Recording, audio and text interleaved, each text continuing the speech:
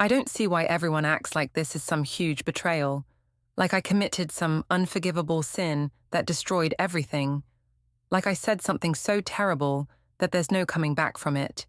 It wasn't that serious. It wasn't that deep.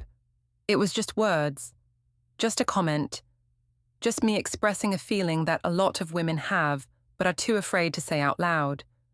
I didn't say I was going to sleep with anyone. I didn't say I was going to have an affair. I didn't say I was planning to cheat or betray him or destroy our marriage.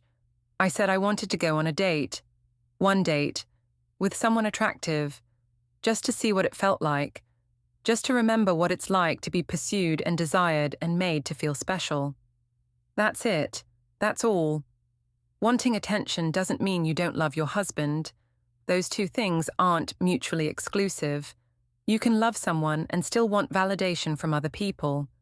You can be committed to someone and still want to feel desired by the world outside your marriage. That's normal. That's human. That's healthy even.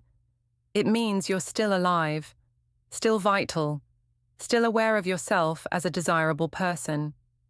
I just wanted to feel desired again. Is that really so terrible? Is wanting to feel attractive and wanted and pursued really such a crime? After years of the same person, the same routine, the same comfortable but boring pattern, is it really so wrong to want a reminder that you still have it, that you're still someone worth chasing? Men date up all the time. Men look at other women. Men comment on attractive celebrities. Men have fantasies. Men talk about who they'd want to be with if they were single. Nobody bats an eye. Nobody calls them disrespectful or cruel or ungrateful. But when a woman does it, when a woman expresses the same desires, suddenly it's a betrayal. Suddenly it's unacceptable. The double standard is ridiculous. I was just being honest. I was expressing my feelings. I was being real about my needs and desires, instead of bottling them up and pretending everything is perfect all the time. Isn't honesty supposed to be valued in relationships? Isn't communication supposed to be important? I communicated. I was honest. And I'm the bad guy for it. I never called it cheating. I called it self-care. I called it maintaining my sense of self. I called it making sure I don't lose who I am in the monotony of marriage. I called it empowerment, taking control of my own narrative, reminding myself that I have value and options and desirability outside of being someone's wife. But apparently, that makes me the villain. Apparently, wanting to feel alive makes me the problem. Apparently, I should have just stayed quiet and accepted that this is all there is and never expressed any desire for anything more or different or exciting. Let me explain exactly what happened, from the beginning, so you can see how everyone completely overreacted to something that should have been a non-issue. Before we get into it, don't forget to like and subscribe, and hit hype to boost this episode. Drop a comment below with your city or country. I'm always curious where viewers are joining from. It started on a Tuesday night, a completely ordinary Tuesday. We were both home from work, had eaten dinner, were settling in for the evening like we did every night. Him on one end of the couch with his laptop, probably checking work emails even though he was supposed to be off the clock. Me on the other end with my phone, scrolling through social media, decompressing from the day. I had posted a selfie earlier that day. Nothing scandalous. Just a good photo I'd taken in the bathroom at work. The lighting had been perfect. My makeup looked good. My hair was cooperating for once. I looked pretty. I looked confident. I looked like someone worth noticing. So I posted it. And people noticed. The likes kept coming in. Comments from friends saying I looked gorgeous.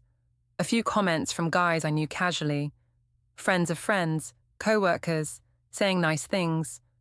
Compliments about my smile, about how beautiful I looked, about how lucky my husband was. Normal social media interaction, the kind of validation that feels good, that reminds you that you're still visible, still relevant, still attractive to people. I was scrolling through the comments, feeling good about myself, when he spoke up from his end of the couch.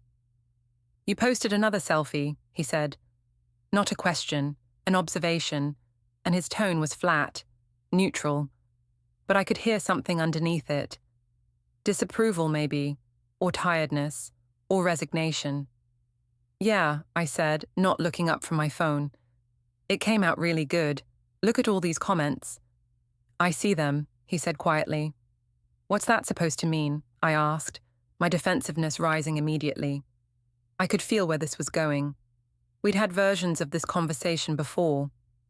Nothing. I'm just noticing you post a lot of selfies lately. A lot of photos fishing for compliments from other people. I'm not fishing for compliments. I'm sharing photos. That's what social media is for. That's what everyone does. Not everyone posts 3 selfies a week specifically angled to get reactions from guys who aren't their husband. There it was, the accusation, the judgment, the implication that I was doing something wrong by existing on social media, by wanting to feel attractive, by enjoying validation. That's ridiculous, I said, my voice getting sharper. I post photos because I feel good and I want to share that. If people compliment me, that's not my fault. I'm not responsible for other people's reactions. You post them at specific times when you know certain people will see them. You respond to certain comments but not others. You like it when other men tell you you're beautiful. Don't act like that's not intentional. So what if I like compliments? So what if I enjoy feeling attractive? That doesn't mean anything. It doesn't mean I'm cheating on you or betraying you or doing anything wrong. It's just social media. It's just validation. Everyone needs validation. You get validation from me. It's different, I said, and I meant it. You're my husband. You're supposed to think I'm attractive. It doesn't count the same way as when other people notice me. When strangers or acquaintances or people who don't have to compliment me choose to, that means something different. That means I'm actually attractive, not just attractive to you because you're stuck with me. He was quiet for a long moment. I went back to scrolling through my phone, looking at more comments, feeling the warmth of being noticed and appreciated. I had responded to a few of the nicer comments with thank yous and smiley emojis. I wasn't flirting. I was just being friendly, just acknowledging people who took the time to say something nice. This is getting exhausting, he finally said. What is? This. You constantly needing validation from everyone except me. You constantly putting yourself out there for other men's attention. You constantly making it clear that what I think doesn't matter as much as what random people on the internet think. That's not what I'm doing, I protested. But even as I said it, I knew he kind of had a point. But admitting that felt like losing, felt like giving up my right to feel good about myself. I'm just existing. I'm just living my life. If you're insecure about that, that's your problem, not mine. I'm not insecure, I'm tired. Of what? Of feeling like I'm not enough. Of feeling like you're constantly shopping around even though you're married. Of feeling like you're always 1 foot out the door, always keeping your options open, always making sure everyone knows you're still available in some capacity. That stung because it was partially true. But I wasn't going to admit it. Instead, I went on the offensive. Maybe if you made me feel more special, I wouldn't need validation from other people, I said. It was a low blow and I knew it, but I was defensive and cornered and lashing out. I tell you you're beautiful every day, he said, his voice still calm but getting quieter. I compliment you. I show you affection. I make you dinner. I support you. I'm here. What more do you want? I want to feel desired, I said, and the words came out more raw than I intended. Not comfortable, not safe, not like a sure thing. I want to feel pursued. I want to feel like someone would fight to have me, like I'm a prize, not a given. You are my wife, he said. You're not a prize to be won. You're my partner. We're building a life together. That's supposed to be the goal, not constant pursuit and validation and drama. Maybe I don't want the goal to be over, I shot back. Maybe I don't want to just settle into being comfortable and boring and taken for granted. Maybe I want to still feel alive. We sat in tense silence for a few minutes. I was angry. defensive, feeling attacked for just being honest about my feelings. He was withdrawn, quiet, his jaw tight, his eyes focused on his laptop screen but not really seeing it. The evening that had started normally, comfortably, had turned into another version of the same argument we'd been having in different forms for months. I could feel the tension radiating off both of us, could feel the familiar pattern settling in. He would stay quiet and withdrawn. I would get more and more defensive.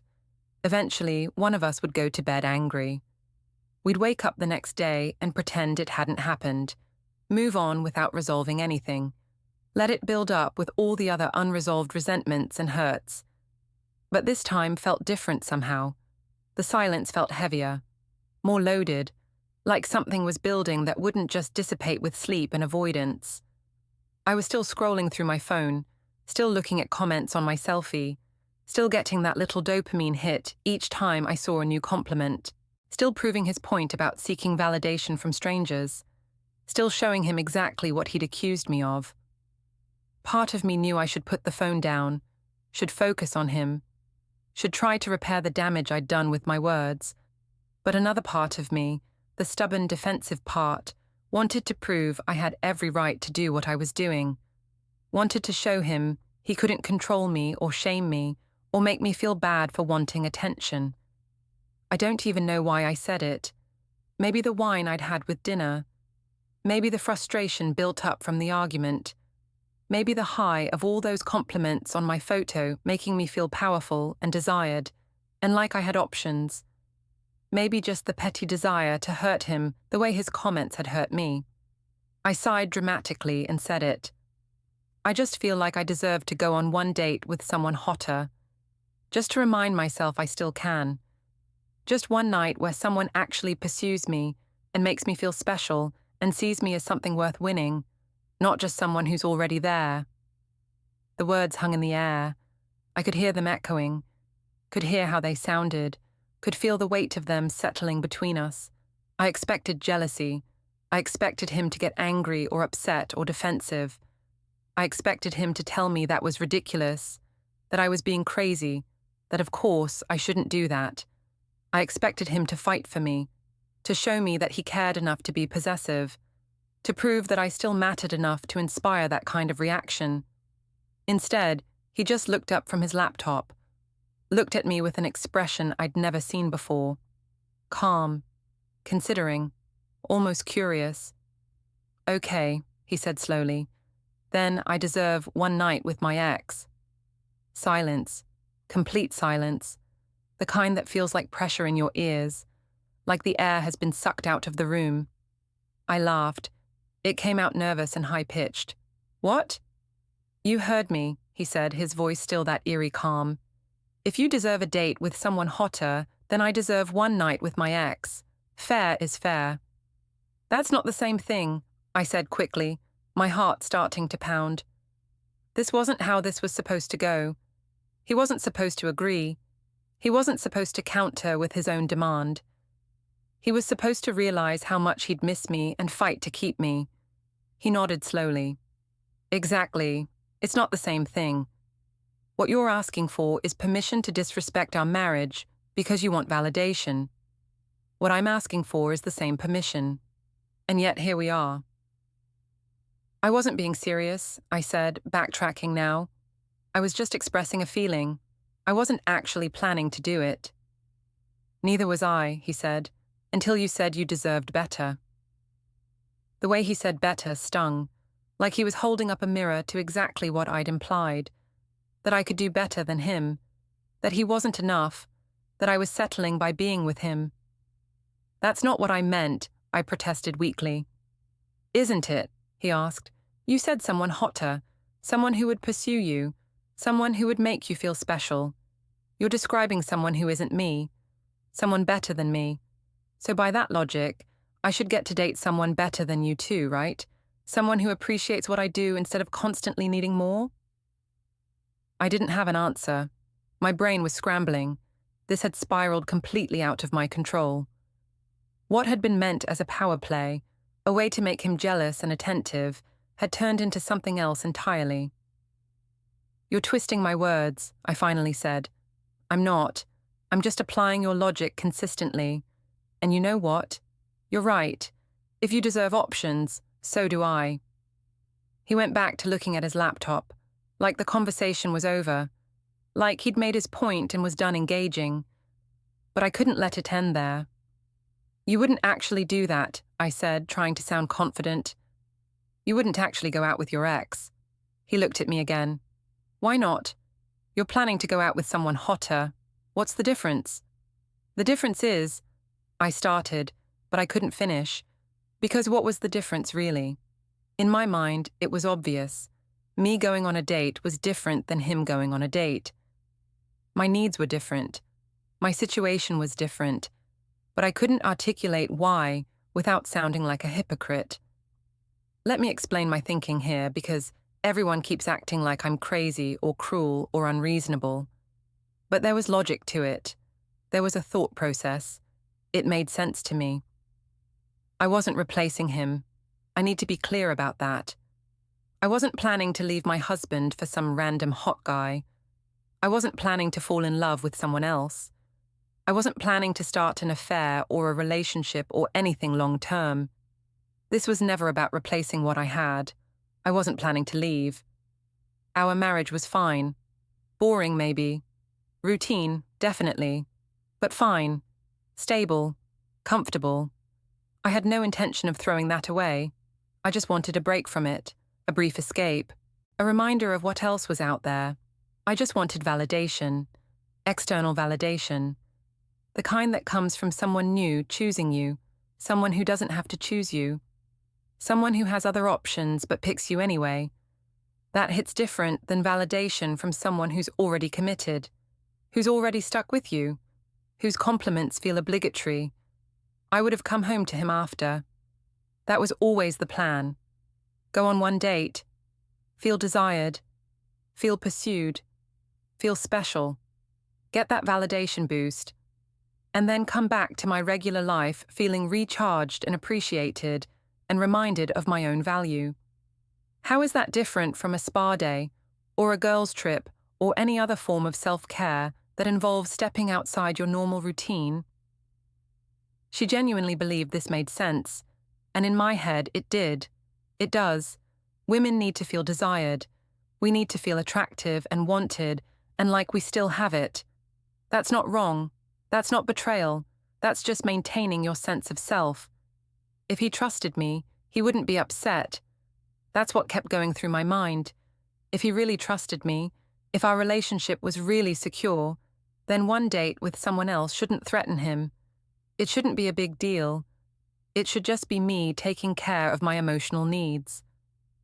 I never considered how humiliating my words were. Never thought about how it must have felt to hear your wife say you weren't enough, that she needed someone better, even if just for a night, that you were fine but not exciting, adequate but not thrilling, safe but not desirable. I never thought about the implicit message I was sending, that he had failed somehow, that he wasn't keeping me happy or interested or validated enough, that I needed to look elsewhere for things he couldn't provide, that our relationship was missing something essential that only a stranger could give me. I need to be honest about something.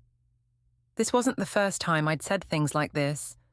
This wasn't the first time I'd made comments about other men, or implied that I had options or suggested that I was settling or could do better.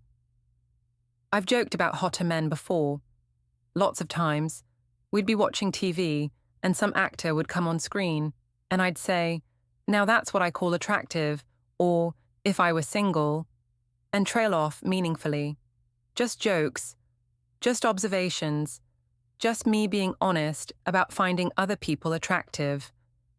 I compare him to guys online, influencers with perfect bodies, celebrities with perfect faces, men who clearly spent hours in the gym and thousands on their appearance.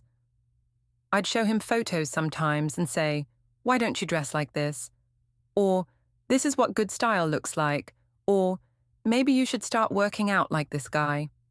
I rate men on TV out loud.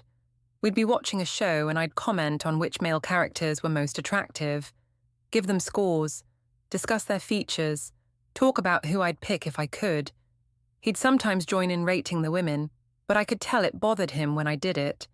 I could see him get quieter, more withdrawn, but I told myself he was being too sensitive. I say things like, I could do better, as a joke. When he'd do something annoying, or forget something, or fail to meet some expectation, I'd laugh and say, I could have married better, you know, or there were other options, you realize, or I chose you, but I had choices. Always said lightly, always said with a smile, but said nonetheless. I once said, during an argument months ago, if I were single, I'd have so many options. You're lucky I chose you. I thought it was empowering. I thought it was me asserting my value. I thought it was a compliment in a way. Look how many people would want me, but I chose you. He'd gone very quiet after that, hadn't argued back, hadn't defended himself, just nodded and said, You're right, I am lucky. But his voice had sounded hollow, empty, like something inside him had shifted or broken or given up. I never cheated. That's important. I never actually did anything. I never met up with anyone, never kissed anyone, never so much as held someone else's hand. It was all just talk, just comments, just jokes, just me reminding him that I could. But now I see that might have been worse in some ways. Physical cheating is a moment, an action. It can be forgiven or worked through. But what I was doing was constant, ongoing, a steady drip of disrespect and dismissal and implied threats. A constant reminder that he wasn't enough, that I was doing him a favor by staying, that he should be grateful and not expect too much because I had options. To me, power mattered more than respect. I wanted to feel powerful in the relationship, wanted to feel like I had the upper hand, like I was the prize, and he was the lucky winner who needed to keep proving himself worthy. I didn't want equality. I wanted leverage. I wanted him to always feel like he could lose me, because that felt like security somehow. Like if he always knew I could leave, he'd always try hard to keep me. But I never thought about what that was doing to him. Never considered that constant insecurity is exhausting. That always feeling like you're not enough is soul-crushing. That being reminded regularly that your partner has options wears you down until you stop trying altogether. After our exchange about both of us deserving dates with other people, he didn't yell, didn't argue, didn't try to convince me I was wrong, or that we needed to work on our marriage, or that this was a terrible idea. He just sat there for a minute, quiet, his face thoughtful. Then he picked up his phone from the coffee table, started typing something. Who are you texting? I asked, nervous now, still trying to maintain my position of power, but feeling it slip away. He didn't look up from his phone. My ex, letting her know I'm free tomorrow night. My blood went cold. My smile, which had still been lingering from my earlier sense of having the upper hand, faded completely. What? I said, my voice coming out sharper than I intended. You're not serious. He looked up at me then. His eyes were calm, clear, decided. You said you deserved a date with someone hotter. I'm saying I deserve a night with someone who appreciated me. Fair is fair. You wouldn't actually do that, I said, trying to sound confident but hearing my voice waver. You're just trying to make a point. You're just trying to scare me. He shrugged and went back to his phone. Maybe. Or maybe I realized you're right. Maybe we both deserve to explore our options. See what else is out there. Remember what it feels like to be desired by someone new. I watched him type, watched him hit send, watched him set his phone down on the coffee table screen up so I could see when a response came through. You introduced the idea, he said calmly, looking at me. I'm just participating. Isn't that what you wanted? For both of us to feel desired and pursued and special. I'm giving us both what you said we deserved. That's not... I didn't mean... You're twisting this. I was stammering now, scrambling, feeling control slipping through my fingers like water. I'm not twisting anything. You said you deserve better. So do I. You want validation from someone who isn't obligated to give it to you. So do I. You want to feel pursued. So do I. I'm just being honest about my needs, like you said we should be. His phone lit up, a text notification. We both looked at it. I couldn't see the full message from where I was sitting, but I could see it was from a name I recognized. Sarah, his ex. The one he'd dated for 3 years before me. The one his family still loved. The one who, according to stories I'd heard, had been perfect for him, but the timing hadn't worked out. He picked up his phone, read the message. A small smile crossed his face. Not a mean smile, just a genuine, pleased smile. The kind of smile I hadn't seen directed at anything related to me in months. "What did she say?" I demanded. He looked at me. "She said she'd love to catch up. Tomorrow night works great for her. She suggested that Italian place downtown that she loves." My stomach dropped. "You're not actually going to go." "Why not?" he asked, genuinely seeming curious about my answer. "You're planning to go on your date, aren't you? To feel desired by someone hotter. I'm just going on mine. To feel appreciated by someone who doesn't constantly remind me I'm not enough." "I never said you're not enough," I protested, even though we both knew that's exactly what I'd been implying for months. "You've said it 100 different ways," he said quietly. Maybe not those exact words, but the message was clear. I'm not hot enough, not exciting enough, not special enough, not worth staying loyal to without at least window shopping. So fine. If you want to shop, I'll shop too. I panicked then, really panicked. The game I'd been playing, the power I'd been holding over him, was gone. Backfiring, turning against me in ways I hadn't anticipated. "I didn't mean it like that," I said quickly, desperately. "It was hypothetical. I was just expressing a feeling. I wouldn't actually go on a date with someone else." He looked at me for a long moment, and I wouldn't have either, until you said you deserved better, until you made it clear that staying faithful and committed is something you feel you're sacrificing for, something you deserve a break from. "No, that's not, I was just—" "You're making it sound worse than it was." "Am I?" he asked. "You literally said you deserved to go on a date with someone hotter, someone who would pursue you, someone who would make you feel special. You described me as not enough, as someone you're settling for, as someone you need a vacation from. How is that not exactly as bad as it sounds?" I didn't have an answer. My earlier confidence, my sense of empowerment and control, had evaporated completely. I felt small now, scared, like I'd unleashed something I couldn't put back. He stood up from the couch, walked to the closet near the front door. I watched him, frozen, as he opened it and pulled out a small overnight bag. Not mine, his, the one he used for work trips. "What are you doing?" I asked, my voice barely above a whisper. "Packing for tomorrow," he said calmly, pulling some clothes from the closet. A nice shirt, his good jeans, his nice shoes. "You're seriously going to go," I said. Not a question anymore. A realization, a horrified understanding that this wasn't a bluff. "You told me I deserve it," he said, folding the shirt carefully. "You told me we both deserve to explore our options, to feel desired, to be pursued. I'm just taking your advice." "I take it back," I said desperately. "I was wrong. I don't want to go on any date. I don't need validation from anyone else. I'm sorry. Please don't do this." He paused his packing, looked at me. "Are you sorry you said it? Or sorry I called your bluff?" "Both, neither. I don't know. Please, don't go out with your ex. Don't do this to me." "To you," he repeated, and there was something in his voice now.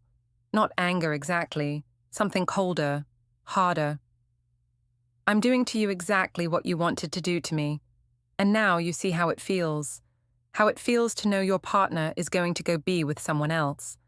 Someone they used to love. Someone who might be better than you in ways you can't compete with." "It's different," I insisted, even though I knew it wasn't. "It's only different because you're on the receiving end now," he said. "When you were the one planning to explore options, it was empowerment. Now that I'm doing it, it's betrayal. Interesting how that works.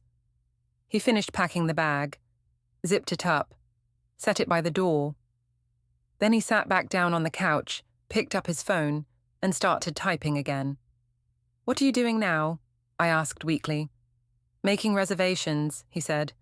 "She likes wine. I'll need to pick a nice place. Somewhere romantic." Each word was like a knife. I sat there feeling everything I'd felt secure about crumbling. The power dynamics I'd carefully maintained, the leverage I'd held, the upper hand I'd enjoyed, all of it dissolving in the face of him actually taking me up on my terrible idea. The next day was torture. He went to work like normal, came home in the afternoon, started getting ready for his date like it was the most natural thing in the world. I paced the house, tried to talk to him, tried to apologize, tried to convince him this was crazy and he didn't need to do this, and we could work through this without him actually going through with it. He ignored most of it, just got ready methodically, showered, shaved carefully, put on cologne, dressed in the clothes he'd packed, looked at himself in the mirror and seemed satisfied. I'd never felt more invisible, more powerless, more terrified. His phone lit up around 6. A text. He picked it up, read it, smiled that same small smile from the night before. "She's confirmed," he said, looking at me. "She's excited to see me. Said she's been thinking about me a lot lately." "Please," I whispered, "please don't do this." "You told me you deserve options," he said, checking his hair in the hallway mirror. "So do I. You said you wanted to feel desired by someone new. So do I. You said you needed validation from someone who doesn't have to give it to you. Guess what? So do I." "But I didn't mean it," I said desperately. "I was just talking, just being stupid. I wasn't actually going to do anything." He looked at me directly then, really looked at me, and his eyes were sad, tired, but also resolved. "I know you weren't," he said quietly. "You never were. You just wanted to hurt me, to remind me I'm not enough, to make me feel insecure and desperate and grateful that you stay, even though you could do better. You wanted power, not an actual date." "Yes," I admitted, tears starting to fall. "Yes, exactly. I'm sorry. I was being cruel and manipulative, and I'm sorry." "I know," he said again. "But the thing is, I'm not trying to hurt you. I'm not playing a power game. I'm actually going. Because you made me realize something." "What?" I asked, barely able to speak through my tears. "That I do deserve better," he said simply. "Not necessarily someone hotter or more exciting, but someone who doesn't constantly make me feel like I'm not enough. Someone who doesn't need to shop around to feel good about themselves. Someone who chooses me and keeps choosing me without needing to remind me they have other options." He picked up his keys from the table by the door, picked up the overnight bag. "You're really doing this?" I asked one more time, my voice breaking. "You're really going out with your ex?" He looked at me. "If you go on your date with someone hotter, don't wait up. And if I go on mine, don't expect me back." The implication hit me like a physical blow. This wasn't just about one date. This was about him giving himself permission to leave, to find someone else, to actually explore the options I'd joked about us both having. "I'm not going on any date," I said frantically. "I never was. I was just being stupid and insecure and trying to make you jealous. I don't want anyone else." "Good," he said. "Then you can stay home tonight and think about why you felt the need to do that. Why you needed to threaten our marriage to feel powerful. Why my love and commitment and faithfulness weren't enough to make you feel secure." He opened the door. "Wait," I said. "Are you coming back? Tonight? Tomorrow? Ever?" He paused in the doorway, looked back at me. "I don't know," he said honestly.